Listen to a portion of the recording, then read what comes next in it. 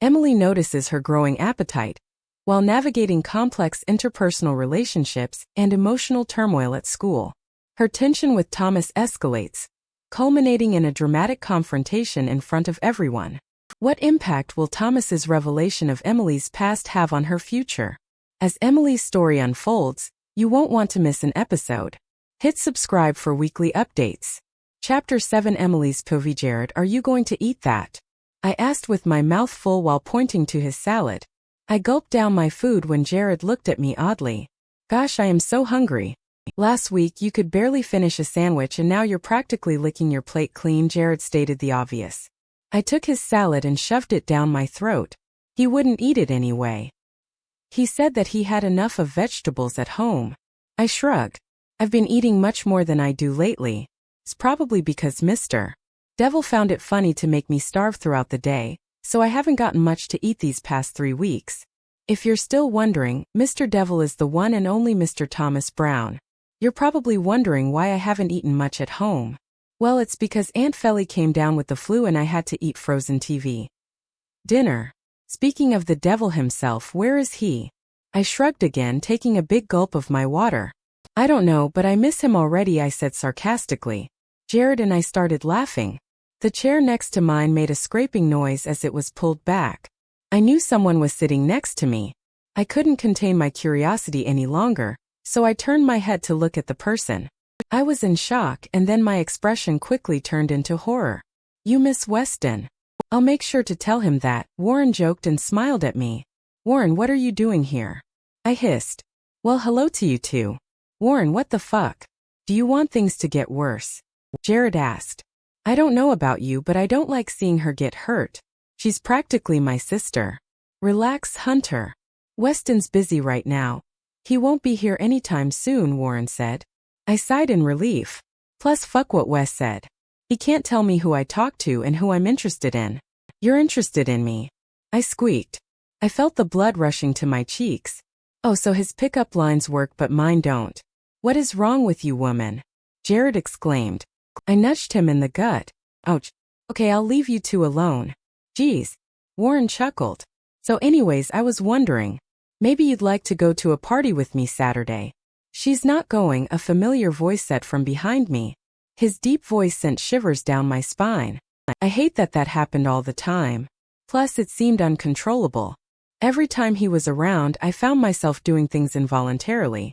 I hated it. I whipped around and glared at Weston. This week he had Jennifer. Rumor has it that she got breast implants. Well, it was kind of obvious. Her big, fake breasts were suffocating under that red tight shirt. Her shorts were so short. I had underwear longer than that. I stared at her in disgust as leaned against Weston. Her black hair was a mess. Sex hair, I thought. I looked away quickly. That's why he was so busy. Baby, it's boring here. Let's finish what we started earlier, Jennifer whined. Her voice was husky and she fluttered her eyelashes. I rolled my eyes at her ridiculousness. Yeah, Weston. Go back to your entertainment. It's more fun than being here anyways, I said quickly, waving him off. I turned back to Warren and smiled sweetly. I would love to go. What time? Emily, you aren't going to go, Thomas said. A low growl erupting from his chest. I gritted my teeth. When the hell did my dating life become his #1 priority? I'll pick you up around 7. Warren said, ignoring Weston. Perfect, I smiled. She's not going. Who are you to tell her where she goes and where she doesn't go? Jared growled back. Just leave her alone already. She's not going, Thomas growled back again. Oh, I'm so going. So where is this party at? I asked cheerfully. At Sean's house. You know Sean, right? Warren asked. The baseball player. Bingo. Nice, I heard his parties are awesome. Emily, you aren't going. Thomas growled louder this time. I simply rolled my eyes at him. Are you going? I asked Jared, ignoring the fuming Thomas behind us. Yeah, Jared blushed. With Jade. Oh, that's awesome. I leaned in to whisper in his ear. I looked as he bit his lip. I noticed that he did that often when he was nervous to admit something. Do you like her? A lot, he replied. I smiled. That was so cute. Plus, they would make such a great couple. I'm not trying to be rude or anything, but you're not going to bail on me, right? Warren said and blushed. Not at all. Oh come on, War, you don't want to go out with a pathetic girl like her, Thomas spat. I whipped around and glared at him. Wes, the only one who's pathetic here is you, Warren growled. Thomas laughed bitterly. A mischievous expression made its way to his face. Oh, you think I'm pathetic, War? You should really hear her story. Bro, let me tell you, it's hilarious. Why don't you tell him your story, Emily? Why don't you tell everyone your story? He raised his voice so everyone in the cafeteria could hear. Everyone was dead silent and everyone just looked at us. Even the lunch ladies and lunch assistants watched us. I eyed him curiously. What the hell was he talking about? Oh, come on, Emily. Don't pretend you don't know. Stop hiding your past. So, how are your dad and your boyfriend? Oh, don't forget your lovely, trustworthy best friend. How's she keeping up? I froze. The whole world seemed to pause at the moment. Then it was put in rewind. All the painful memories caused my heart to ache and burn. To be honest, I missed my father. I still love Chase, and even if it hurts me to admit it, I missed him terribly. Not to mention my best friend. Even if Ollie hurt me, the longing for our fun moments and traditions always came back. I didn't realize I dropped the apple one was eating until Jared picked it up.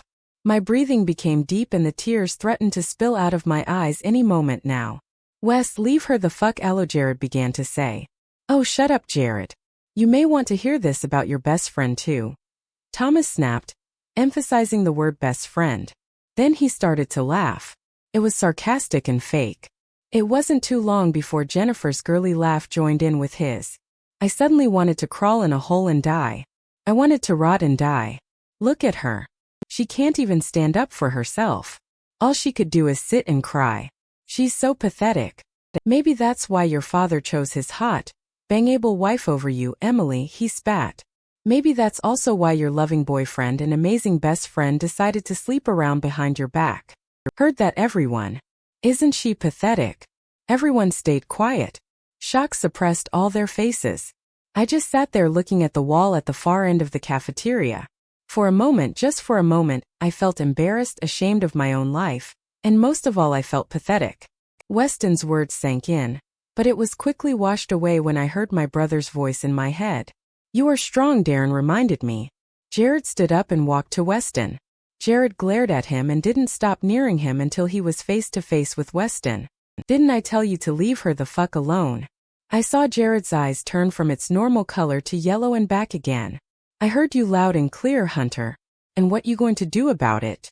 Thomas challenged. That's when I stood up.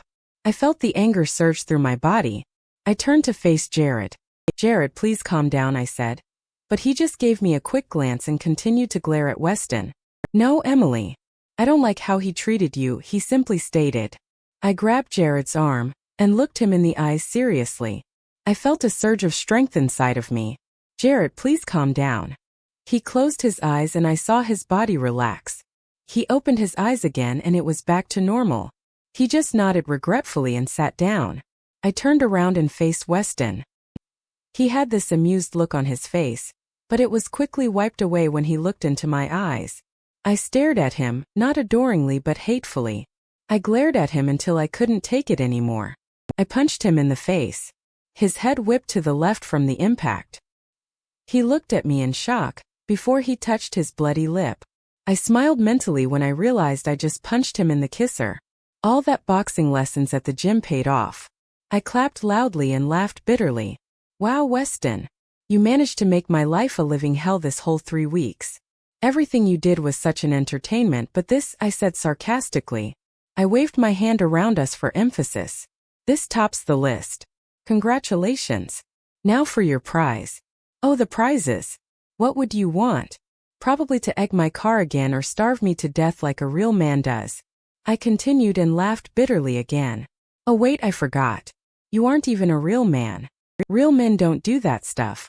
Thomas flinched when he saw the tears start to drip from my eyes.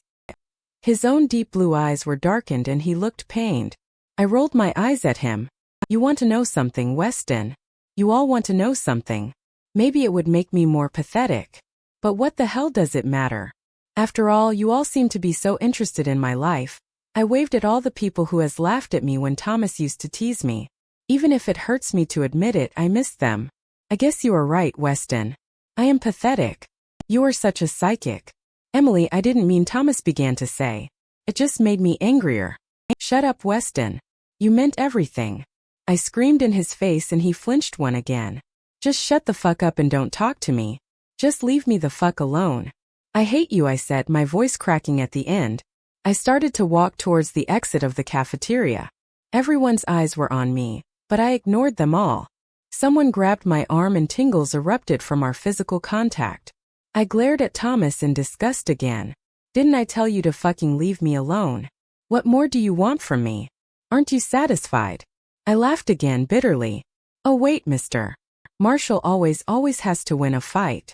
So smack me, hit me, kick me, do whatever you want. Make my life much more pathetic.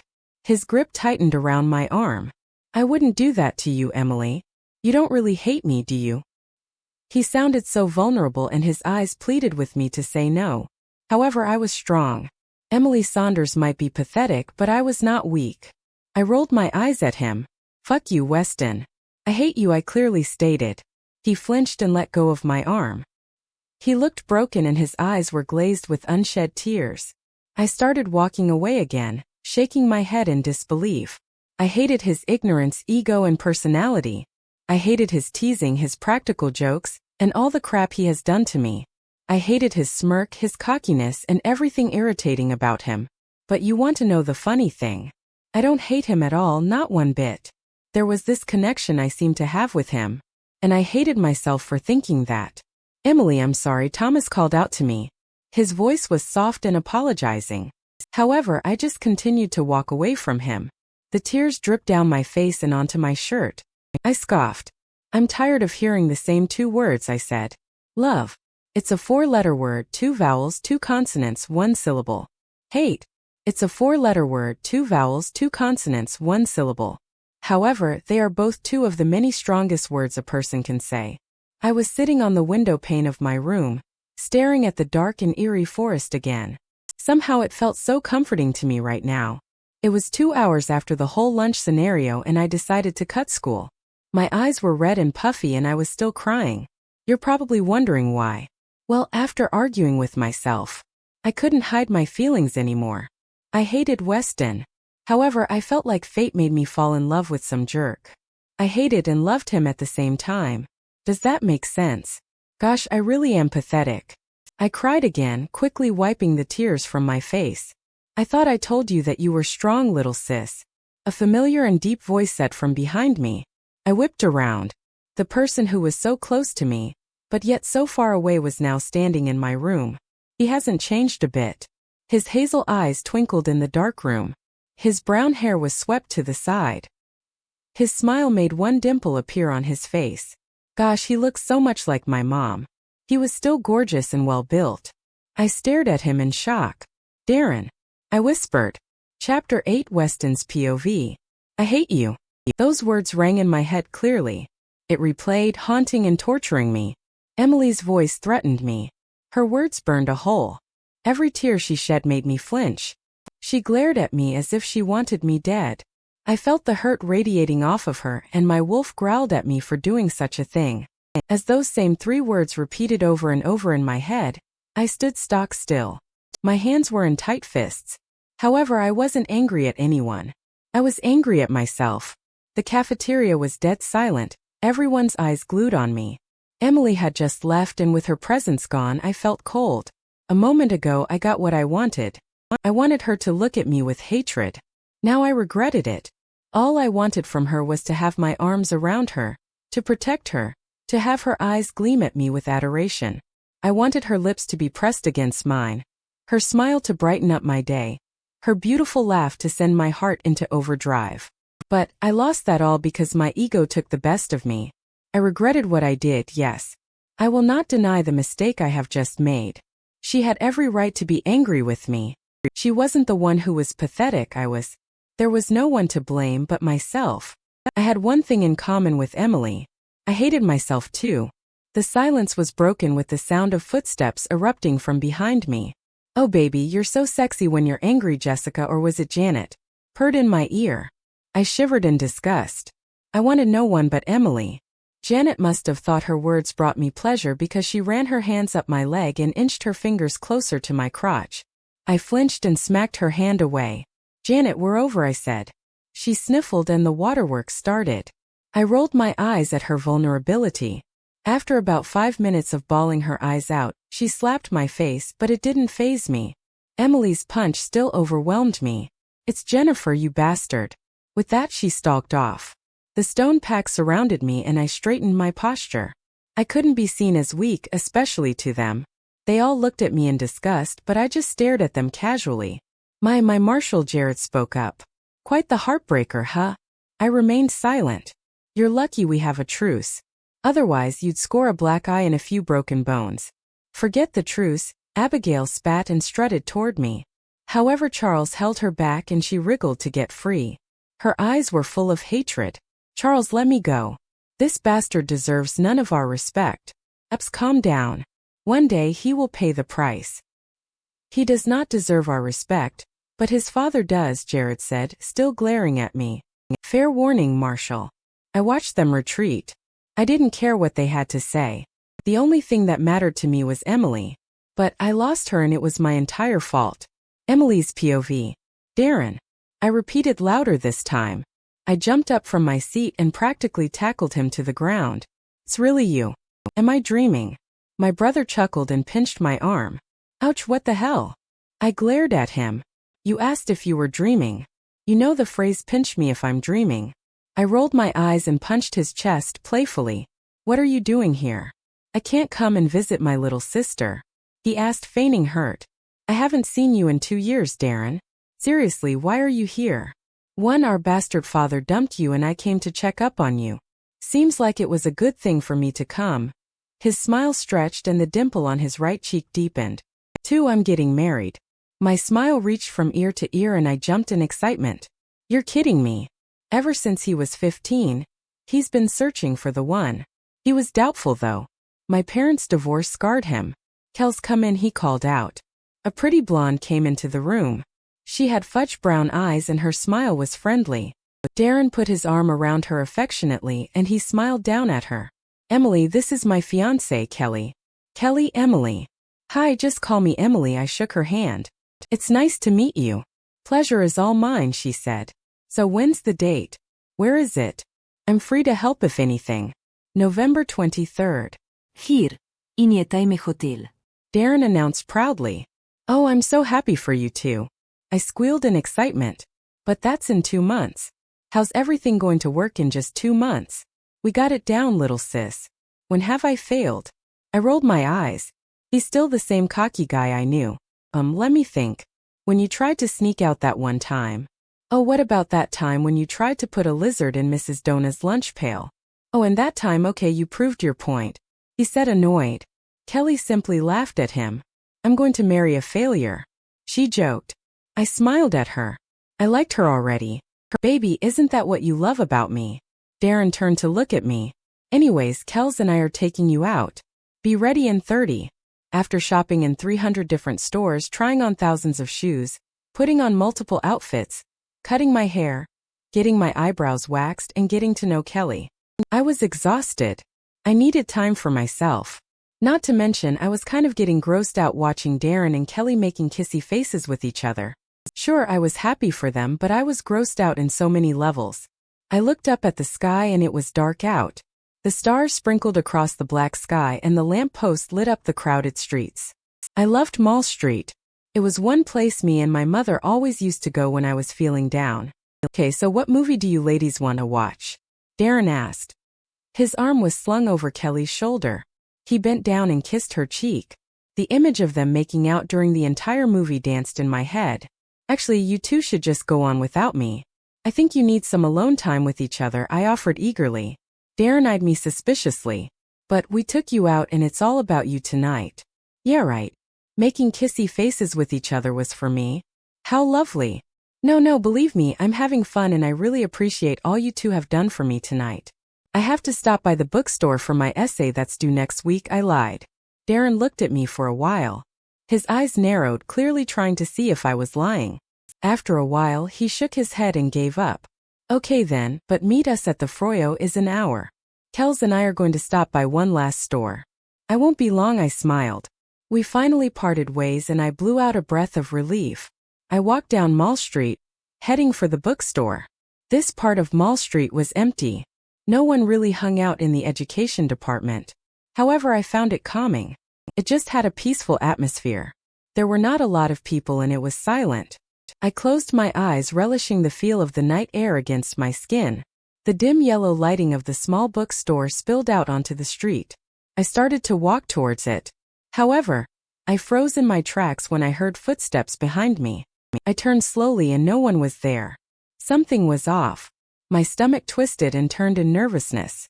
Sweat covered my palms. I continued walking quickly. However, I wasn't fast enough. Someone grabbed my arm from inside the alley. His hand gripped my arm so tight, I was sure I would have bruises. Before I could suppress a scream for help, the stranger put his hand over my mouth. I couldn't see his features, but I was sure it was a man. He was hidden in the dark shadows. I felt the tears spill out of my eyes and I shook in terror. He laughed at me for being a coward. However, there was no note of humor in it. It was one of those kinds where it was dry and bitter. He let go of my mouth and I screamed. "Shut up," he smacked me. He had a light Russian accent. My cheek stung and I felt hot tears roll down my cheek faster. "No one can you hear you. Why you want money? You just take my purse," I said with my heart stuck in my throat. "No, girl. I don't need any money. I'll get plenty of that after I'm done with you. Why you're going to rape me?" He pressed something cold into my neck. The sharp object pricked my skin.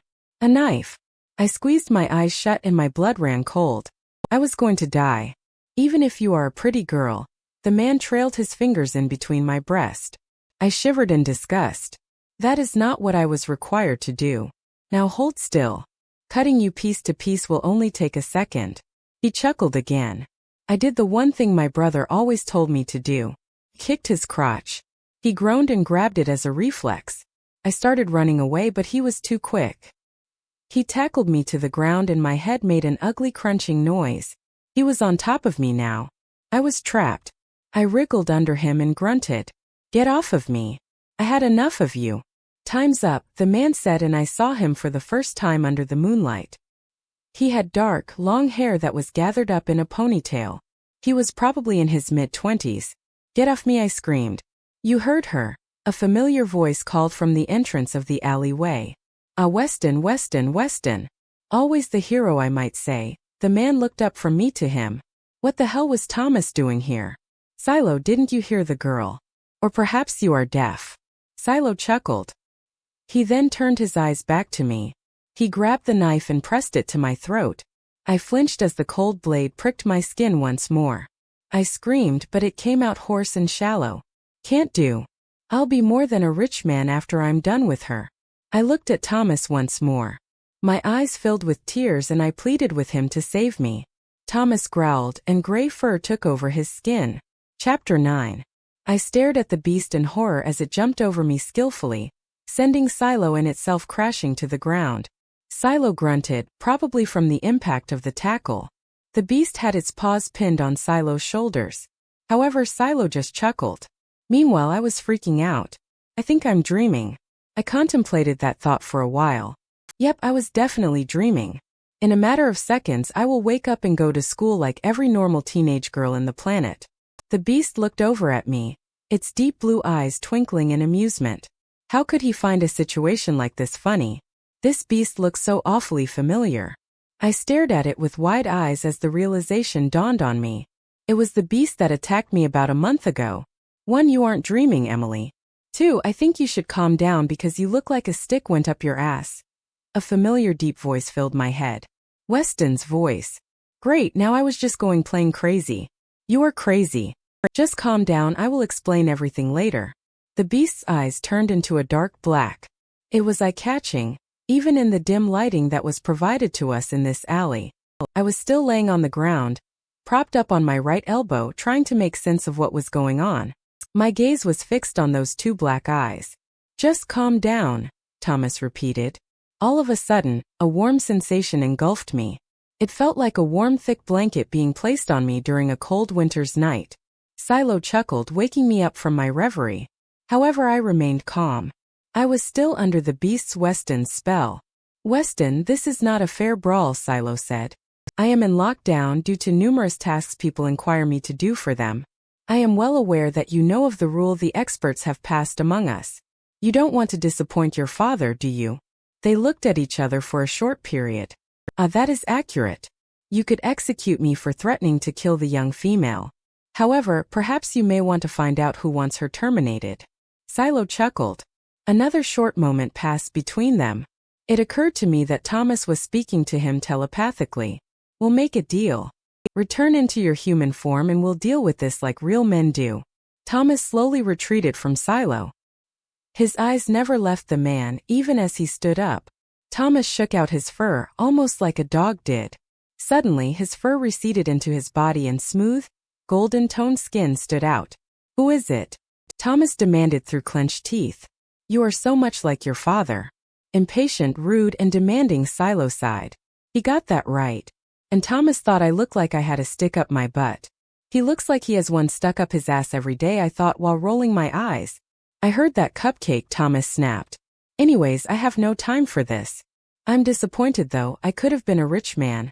Silo clucked his tongue and shook his head disbelievingly. It goes by the name of Silver Bullet.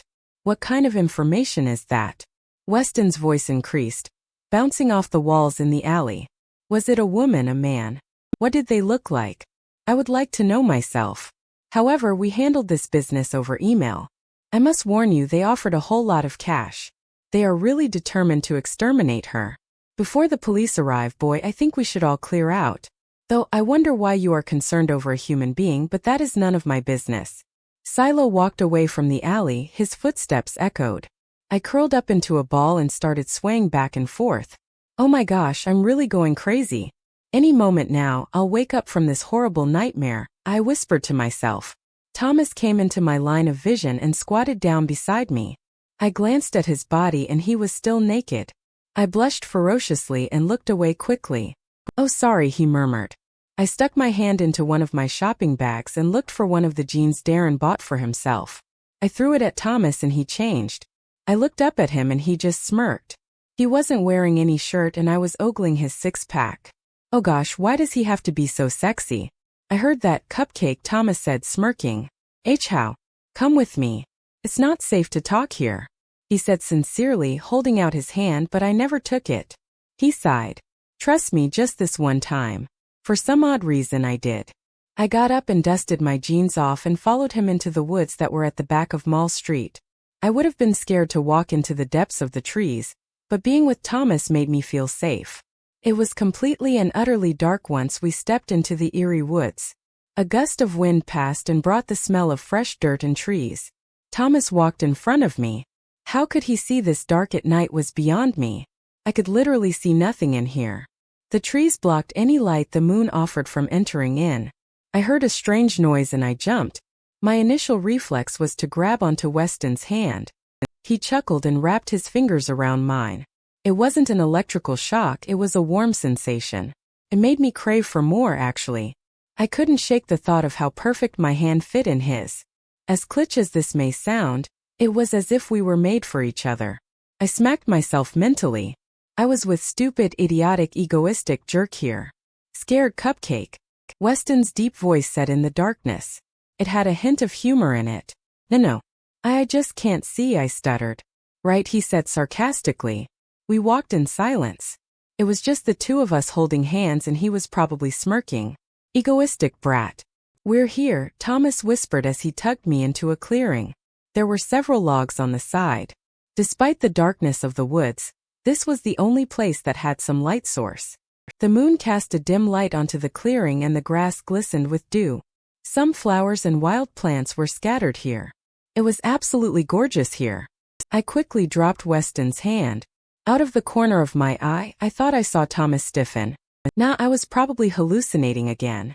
It's beautiful here, I said. Yeah, the pack and I like to come here when we go hunting. I looked at him, obviously confused. Thomas didn't answer. Leaning on a tree and crossing his arms, he looked at me. What do you want to know first? What, I said, trying to find the right words. What exactly are you? A werewolf, he simply said and shrugged. How? When the moon was first created by what we call healers, a friend of theirs betrayed him, or that's what that legends have said. Thomas cleared his throat. We call him Tatuka. He was an Indian man who has stolen the healer's necklace to heal his ill wife, something that none of us has found in a million years. By punishing him, Tatuka was made to be a werewolf, something they considered evil and dark back then. Being a werewolf, he couldn't go home at night when the full moon was out. He had a pregnant wife, and because of his punishment, he couldn't see the birth of his first son, and he was constantly on the run because of the hunters. Many people were frightened by him and wanted him dead. Even his wife, the woman he dedicated his life to. The healers even killed his own son, fearing that he was made from dark magic. Tatuka was angered by this. Therefore, he figured that mating with many women will make him grow a pack. He wanted revenge on the healers. Eventually, after 15 years, he made a strong pack, killing all the healers there were. Thomas finished. I was in complete shock and I stayed quiet for a moment. It took some time for my brain to register this. I wouldn't have believed this if it weren't for the beast I saw a couple of minutes ago. So there's absolutely no healers alive today. I found my voice. Legend said one was hidden, knowing what the werewolves were up to. I doubt that though. Up to this day, all of us werewolves despise them. Thomas spat. What do healers do? They are werewolves just like us, but not made by dark magic. They were made by God themselves to protect the earth. Because of that, we have no choice but to bow down to them. They have the power to heal, to do light or dark magic. Wow, I nodded. Is this some type of Twilight thing? Do vampires exist too? Sorry to break it to you, sweetheart, but your dreams of becoming a begrace is terminated. Vampires don't exist. I quickly shook that off. So when you shift, does it hurt? The first time you shift into a werewolf, which is about when you're 5 or 6. Back at the alley, how did you know that guy? Silo is a werewolf too. He's called an assassin. He's paid to kill people. I shivered at the thought of having him almost kill me. However, I quickly shook them away, focusing on the questions I wanted to ask. He said something about lockdown and something about experts. What is that? The experts are a council. Again, made up of the alpha and beta werewolves in a pack. There are 4 packs in this town. One being my father, his beta Tom, another being Jared's father, his beta Ken. Yes, Jared is a werewolf. Stone Pack and Crescent Pack is all made up of werewolves. Warren and I are supposed to take over my father's place soon. Thomas smiled at me reassuringly. A lockdown is when you are under a spell, keeping you locked from your wolf. That only happens if you break a law in our society. So, do you guys have like any other supernatural powers? We have the ability to persuade a person to do what we want depending on our rank. For example, if I tell Eli to jump off a bridge, he would. We also have the ability to read the minds of our pack and talk to each other through our link. But I'm not a wolf and you still read my mind and stuff. Came out like a question rather than a statement. About that, Thomas began nervously. We have this thing called a mate. A mate is basically a soulmate, but in werewolf terms. We are able to have a link with our mate. Mates could be werewolves or humans. He coughed and rubbed the back off his neck. I just blinked multiple times and looked at him funny. And how would you know that the mate? I found the courage to speak. When you look at them in the eye and all you see is true happiness. Plus, your wolf would want nothing more than to be with them. Thomas stuttered and looked around, avoiding my eyes. So you're saying I'm your mate? No, I mean yes. I mean that's what my wolf is saying. Maybe he rambled.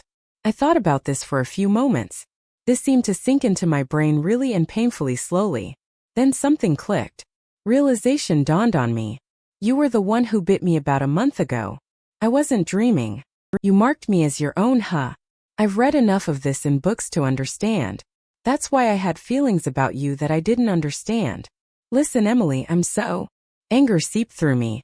I was shaking now and I was sure my face showed a lot of what I was feeling.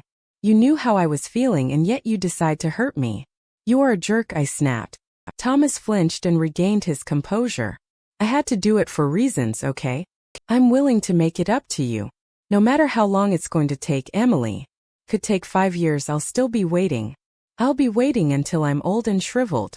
I'm willing to do this for you. I looked at him. Pure determination was written all over his eyes and his face didn't show any humor. A sign that he wasn't joking around. However, I couldn't let him hurt me anymore. I was done with that. I wiped away a stray tear. I scoffed and put on a fake smile. I'd like to see you try. Before I could register what was happening, Thomas stalked over to me. He grabbed my face with his hands and crashed his lips on mine. Chapter 10. I stood still, not responding to the kiss. Shock couldn't even explain the situation I was in right now. My eyes almost bulged out of its sockets. Weston's lips were warm against mine. It molded perfectly with my heart-shaped lips. Small tingles made its way from my mouth down to my insides, making me feel complete. It was as if I finally found the missing piece to a puzzle. I felt ecstatic at first, but realization of what a jerk he was made me come to my senses. I pushed him away with my hands and put them on my hips. I glared at him, hoping that daggers came out and stabbed him. "You're a pain in the ass. I'm not going to forgive you so easily," I finally said, breaking the awkward silence. Thomas stiffened and was about to say something, but I quickly continued, feeling awkward. "I think that the matter of the moment is who's trying to kill me." I shuddered at the thought, suddenly feeling very cautious of my surroundings. "Who is this silver bullet? I would like to know that myself." Weston's voice dripped with venom. He looked at me. "Emily, don't worry. I'll kill the bastard. You can't just walk alone anymore. We need to keep an eye on you. It's not safe. I'll call Jared, and I can't believe I'm saying this. I'm going to ask for his help." The sincerity of his words made me feel calm. I believed him. It was weird, but I did. Why is this person trying to kill me anyways? And are werewolves even affected by silver bullets? I don't know, Emily. The silver bullet knows something we don't, and before it gets to you, I'm going to kill him. Or her. Silver bullets don't affect us unless it is shot at our hearts. Otherwise, if it shoots anywhere else, we would feel the pain, but it won't take long to heal. The only thing that can kill us is beheading. Silver touching our hearts in old age. Before I could finish my question, my cell phone rang. I gestured to Thomas to wait a moment. "Hello," I answered. Emily, where the hell are you?" Darren's worried voice came from the other end. "We've been waiting for you for." Darren, calm down. "The librarian had a hard time finding the book I was looking for," I lied. "Anyways, I'm heading there now." I hung up before he could ask any more questions. I started walking away, but Thomas grabbed my arm. "Emily, you can't just walk alone. I'll walk you there. Plus, did you forget we're in the middle of the woods?" Instead of holding his hand, I held onto the belt loop of his jeans. This bastard is certainly not going to gain satisfaction from me anytime soon. However, I still felt the warmth of his lips on mine. I wanted more. It was as if it sliced my heart open, but not in a painful way, but a nice way. But I couldn't think of that now. All I could think of was who the hell was trying to kill me and why. Thomas dropped me off at the corner of the street where Froyo was at. He didn't want Kelly and Darren to see him. Believe me or not, I thanked Thomas for saving my life. Before we parted ways, we exchanged numbers just in case something happened to me again. "Don't tell anyone, Emily. I mean it. Not even your brother," Thomas warned. All right. How many times are you going to tell me that?" I sighed and walked away, waving goodbye to him. I made my way to Kelly and Darren. I half expected Darren to be pissed off at me, but he was my big brother and always gave in when I started to tear up. "Oh my, what happened to you?" Kelly asked. Darren stayed quiet and studied me, worry filling his expression. Kelly fixed my hair and her gaze dropped down to my neck. "Is that blood?" "Emily, what happened?" Darren finally asked and came over to me, inspecting my neck. "I tripped on my way back here," I lied. "So why is the blood all dried up already?" Darren asked suspiciously. "Honey, now's not the time for questions. Let's take her to the hospital," Kelly answered and smacked Darren's shoulder. No, really, I'm fine. I'll just get Aunt Felly to clean this up for me. It's just a couple of scratches and dirt. No harm done," I said, quickly waving off the situation. "Okay," Darren gave in. "Let's go. And Emily, you better not be lying to me." After Aunt Felly cleaned my wounds and asked multiple questions, I was beginning to get tired. I got the exact expression I thought Aunt Felly would give me. Complete and utter horror. Darren, Kelly, and Aunt Felly asked me questions and I did as Thomas told me. To lie to them. I felt bad, believe me, but I had no other choice. My story was simple. I was running from the library, not wanting Darren and Kelly to wait for me. I didn't see that there was a bump on the sidewalk and therefore, I tumbled down, hitting a couple of broken beer bottles some drunken men left. Kelly and Aunt Felly believed me, but Darren did not let me go so quickly. I couldn't believe I was in a situation like this. I couldn't believe I was just thrown into a world I thought only existed in movies and fiction novels. Most certainly I felt like a heroine, like B. Grace in Twilight, like Lois Lane in Superman. I sighed and told Darren and the two ladies that I was going to take a bath and head to bed. Exhaustion took the best out of me. I had a very long night and I couldn't wait to be in my warm, safe bed. I still couldn't shake the feeling that someone wanted to kill me. Who could it possibly be and why would they want to? I haven't done anything bad in the past few weeks I was here. I thought I would have gotten a fresh start at finally being normal. Again, normal wouldn't even be found in the descriptions of my personality. I quickly ascended the stairs and went into my huge bedroom. Going into the bathroom, I switched on the light. I turned to the mirror, checking out how horrible I claimed to look. I froze, unable to even make a step. There on my mirror was a paper that was taped to secure its place. Written in black Sharpie marker, it read, "Just because you got away tonight doesn't mean you're safe. Watch your back, Emily. Your precious little boyfriend won't be able to save you for long. Love, the silver bullet." With shaky hands, I tore the paper off from my mirror, crumpling it into a ball and throwing it at the far side of my bathroom. Horror started at the pit of my stomach and started shaking uncontrollably. How did they get into my bathroom? Was this some type of sick joke? My room was locked the whole time I was out. Quickly getting out of the bathroom, I dialed Weston's number. "Emily, what's wrong?" Thomas answered the phone quickly. "Seeking why you come here." I stuttered, unable to be calm. "I found Emily, where you at?" "Home." Please come." I started tearing up. "Please. I'll sneak in through your window. I'll be there in 5. He wasn't joking when he came here in 5 minutes.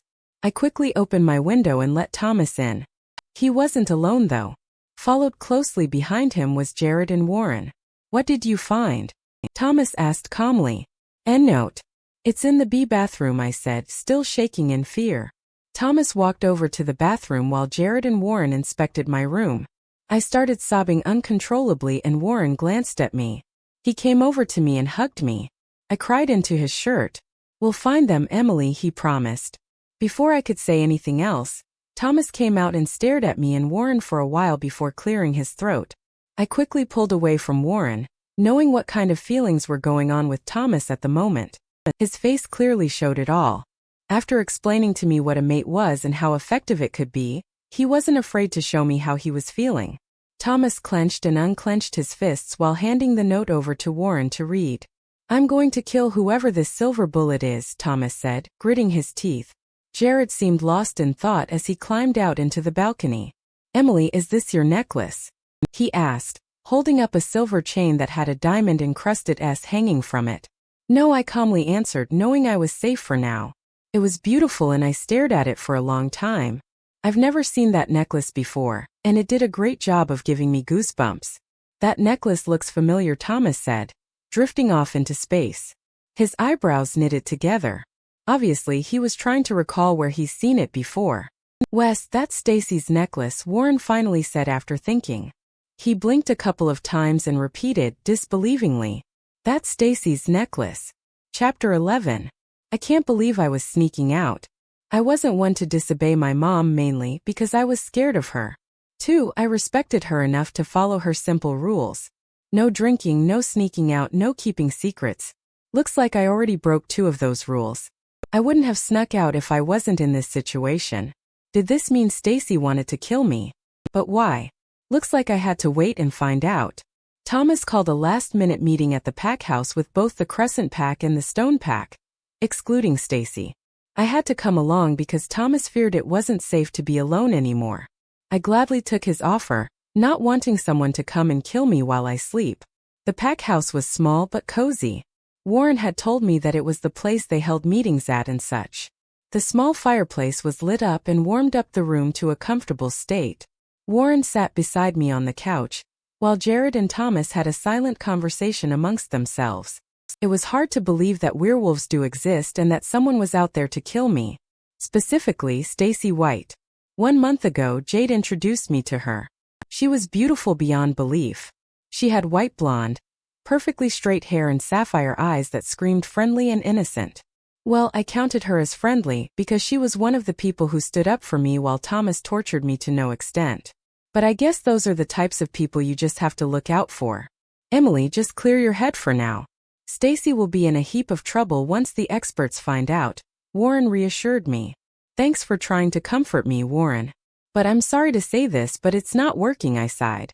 I heard distant footsteps and murmuring down the hall. Jade, Eli and Jet strolled in, followed by Abigail, Charles, Alex and Dustin. They had serious expressions dawned on their perfect faces, and they took a quick glance at me before taking their seats on any chair they found in the small room. Thomas and Jared strolled in and remained standing. Okay, so as you all know, Emily is not safe, Thomas said, knitting his eyebrows. You're starting the meeting without Stacy? Abigail asked. I flinched at the mention of her name. Babe, she's not here. She's with her mom right now, Eli answered. Don't call her babe. Charles retorted. Why the hell are we having a meeting with the Stone Pack anyways? Jet asked, folding his arms in irritation. Maybe if you shut up you'd find out, Alex growled. Quiet down. Jared yelled over the bickering. The room fell into an awkward silence. You will listen to Weston. Everyone in the room nodded at the two alphas. They had no choice but to listen and follow orders. I still find that fascinating and quite confusing. Thomas cleared his throat. Emily was almost killed tonight, as all of you know. She also received a death threat. And we might think it came from Stacy. The tension in the room just intensified and everyone looked at Thomas in disbelief. We found her necklace in Emily's room as evidence, Jared continued, holding up the necklace. Everyone gasped. But she's not here, Eli repeated, shaking his head. And why would she want to kill Emily? That's the thing. We think she just made that excuse up so she could make up a plan, Thomas said. As for why would she want to kill Emily, I wouldn't know. There is one thing, Dustin said. Everyone in the room whipped their heads to look at him.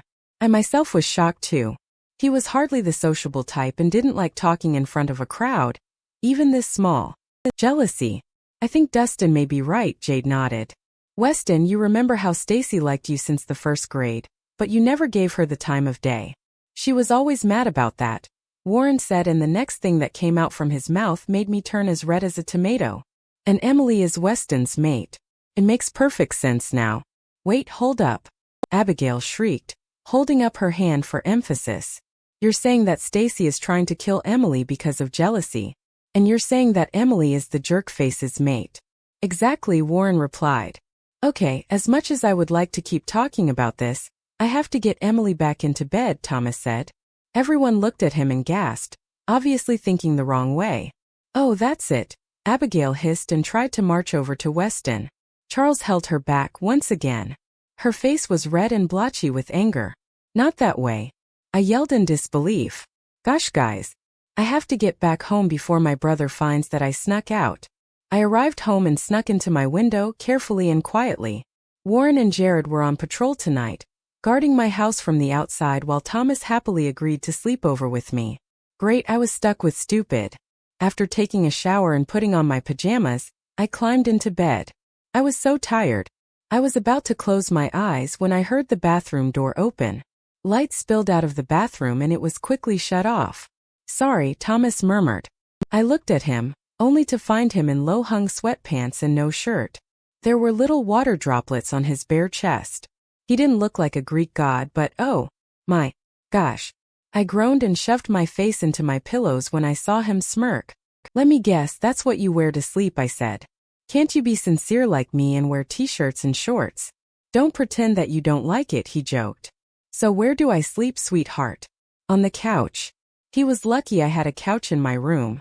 Otherwise, he would have slept on the hard, cold ground. Thomas went over to the couch and laid comfortably on it. I was about to close my eyes, but his stupid, irritating voice interrupted me. Can I have some pillows? I groaned and threw a pillow at his head. Ouch. After a moment of silence, he spoke again. I think it would be more comfortable sleeping next to you. I glared at him. Even in the darkness, I could see that annoying smirk on his face. Then an idea popped into my head. It was my turn to torture him. Nothing sweeter than revenge, right? I stood up and walked over to the couch slowly. Weston's eyebrows shot up and he squirmed uncomfortably. I climbed on top of him, straddling his waist. I ran my hands up his torso. I smiled in satisfaction when I heard him groan. "Emily, what are you doing?" I ignored his question and gave his neck a kiss. He shivered.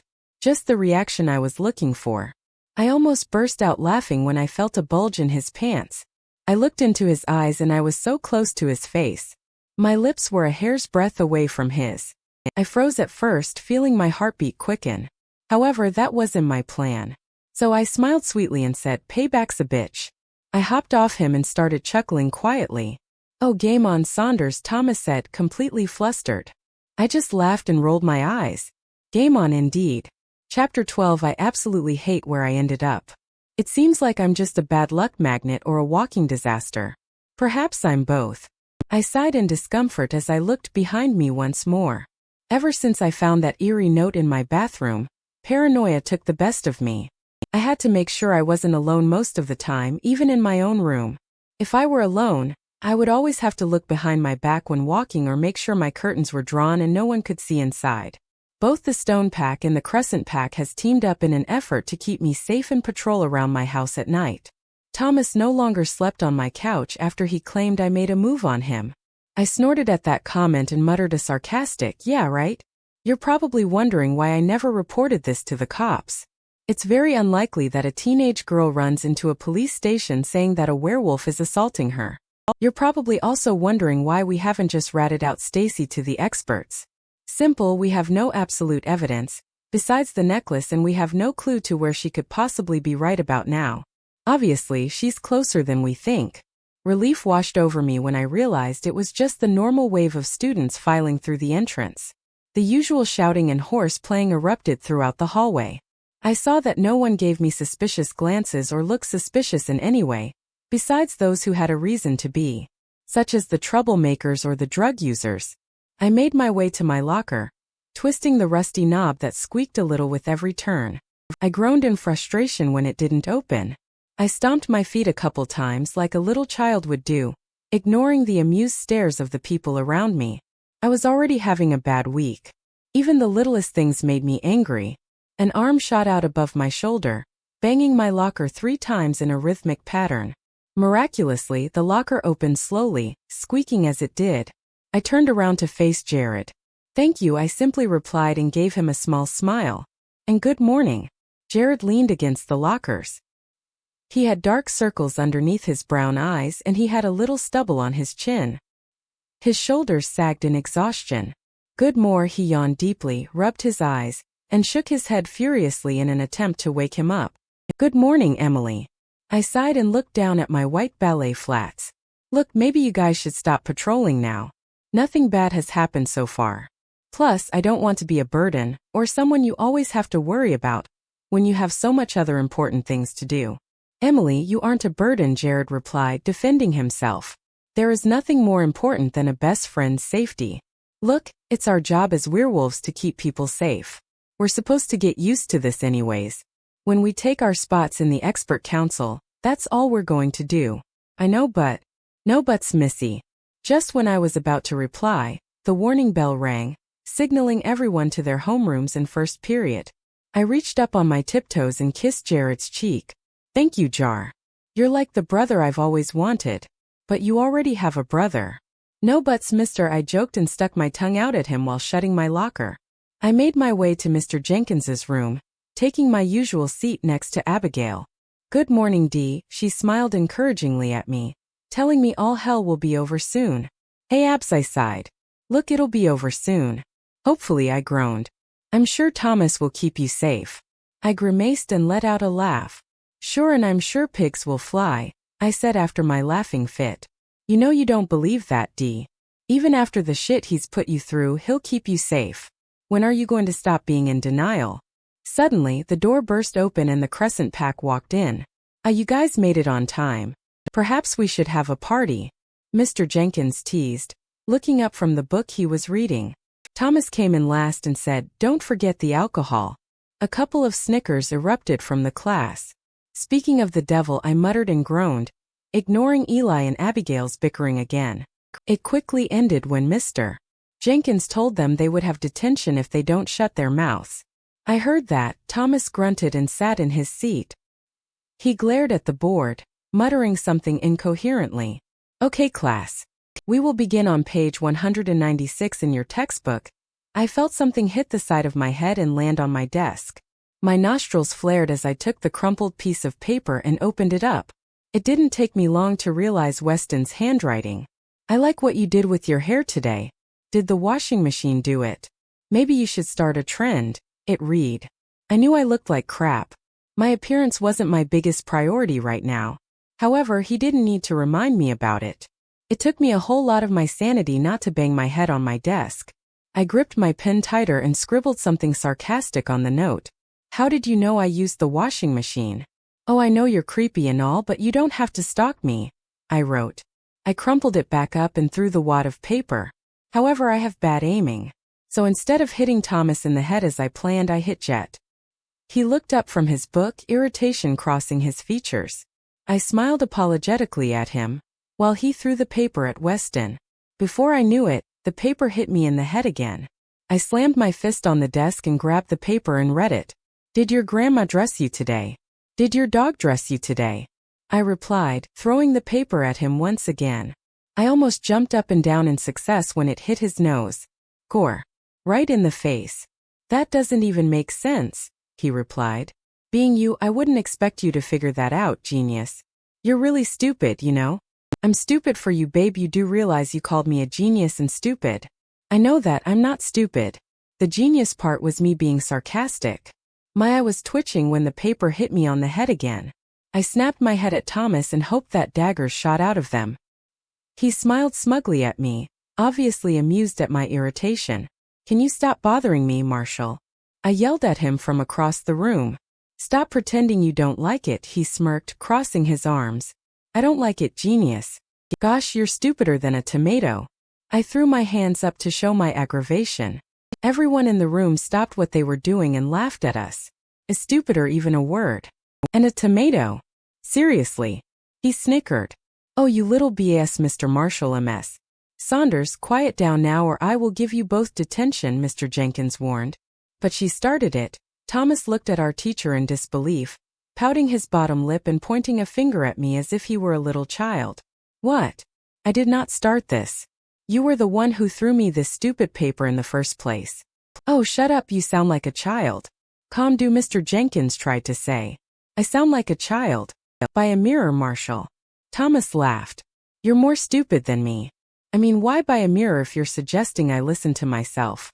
You're just scared to buy a mirror because you'll see a monster on the other side. Kids, if you don't, the only monster I would see is you. Thomas retorted. That's enough. Mr. Jenkins boomed. His voice shook the tables and the laughs died down. At that moment, he didn't sound like he was in his mid-20s. Thomas and I just sat there, seething and glaring at each other. Detention after school for both of you. Since you both seem to find note passing hilarious in my class, why don't you share it to all of us? Mr. Jenkins snatched the paper from my desk before I could grab it myself. He opened up the paper and I turned beet red when he started reading it. I was so embarrassed that I hid my face behind my hands. However, the last thing Thomas wrote, the one thing I didn't read before snapping at Thomas, made me one angry teenage girl. At least I know that you muttering in your sleep that I'm sexy is definitely not the sarcastic side of you, babe, Mr. Jenkins read what Thomas wrote. The whole class burst into laughter. Mr. Jenkins tried to contain his strict composure but ended up laughing with everyone. He cleared his throat, while his eyes stared amusingly at the paper. I looked back at Thomas to see if he was embarrassed as well, but he just casually leaned back in his chair and crossed his arms. A smirk made his way to his lips as he looked at me. Of course he wasn't embarrassed. He won this one. He got the last word when we were bickering in class and the last word when we were arguing through notes. I was sure steam was blowing out of my ears as Thomas pointed a finger to me, and threw up one finger and pointed to himself, throwing up 2 fingers. That only meant one thing. Weston 2 points, Emily 1 point. Oh, game on, Marshall. The video is about to end, but Emily's journey is far from over. Subscribe to our channel to continue following her every step.